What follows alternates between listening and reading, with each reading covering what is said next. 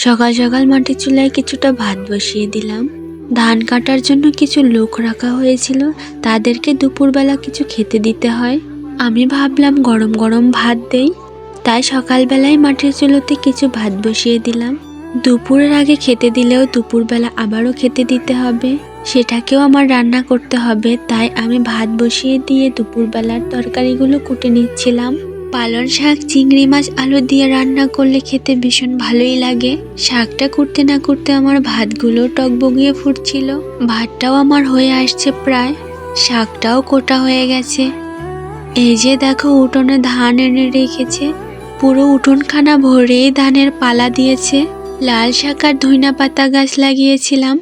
তরকারি বসানোর আগে ধইনা পাতা নেওয়ার জন্য আসছিলাম। সবকিছু গুছিয়ে গাছিয়ে রাখলে রান্না বসানোর পরে আর কষ্ট হয় না। কিছুটা ময়লা ছিল, তাই পুকুরে এসে পুকুর থেকে ধুয়ে তারপরেই নিয়ে গেছিলাম। ধইনা পাতা তরকারিতে দিলে বেশ টেস্ট হয়, তারপরে আবার ঘ্রাণও আসে। এ পাশটাতে এসে দেখি চুলোর আগুনটা লিভে গেছে। আমি আবার আগুনটাকে ধরিয়ে দিলাম।